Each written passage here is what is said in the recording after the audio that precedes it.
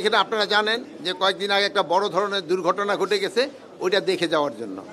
আর একটা আপনারা জেনে হয়তো হবেন যে আমাদের যে যারা রেমিটেন্স যোদ্ধা তারা কিন্তু সব সময় পদে পদে তাদের কষ্ট হয়, এই জন্য তাদের বিদেশে যেন পাসপোর্ট যারা ওখান থেকে নেয় তাদের এখানে অনেক সময় একটু বেশি টাকা দিতে হয়। ওটারে কিভাবে কমায় আনা যায়, রেমিটেন্স যোদ্ধাদের পাসপোর্টের যে ফিটা কিভাবে কমানো যায় এই ব্যাপারেও আমরা আলোচনা করা।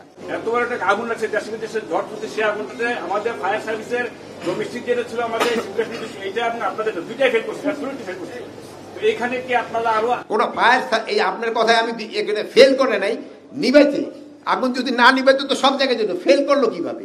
আগুন চলে গেছে, আগুন তারা নিভাইছে, বাট সময় লাগছে। এইরকম 9:30টার সময়ের মধ্যে তো তারা করে দিচ্ছে, অলরেডি এয়ারপোর্ট মানে চালু করে দিচ্ছে, 9টার সময় চালু করে দিচ্ছে।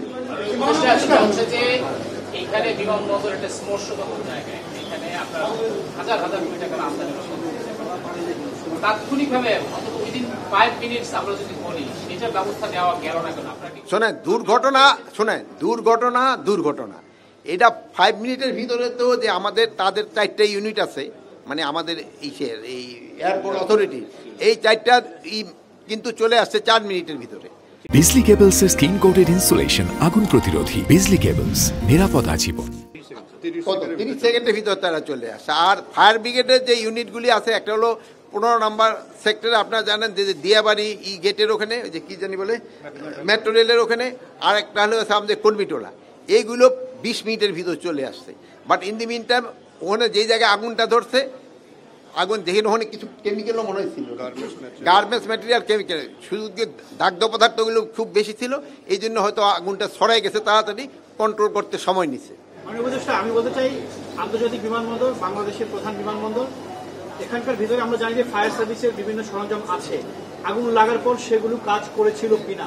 শোনেন, তাদের 4টা ইউনিট আছে, তাদের 4টা ইউনিট এখানে কাজ করছে, কিন্তু সাথে সাথে যে মানে আমরা হয়তো এক্সপেক্ট করছিলাম যে আরো তাড়াতাড়ি এটা কন্ট্রোল, বাট হয়তো কন্ট্রোল আসতে একটু সময় লাগছে, যেহেতু বিভিন্ন পারিপার্শ্বিক অবস্থাগুলো চিন্তা করতে হয়। যে ধরেন দাহ্য জাতীয় পদার্থ খুব বেশি ছিল, অনেক সময় বাতাস থাকলেও আবার অনেক সময় নিভাইতে সময় লাগে। এই অগ্নিকাণ্ডের ভিতরে যদি কোনো অব্যবস্থাপনা থাকে, এই জন্য আমরা 4টা দেশের ইনভাইট করছি তাদের আসার জন্য। ইংল্যান্ডকে ইনভাইট করা হয়েছে, আপনার অস্ট্রেলিয়ারে ইনভাইট করা হয়েছে, চায়নারে ইনভাইট করা হয়েছে, টার্কিরে ইনভাইট করা হয়েছে।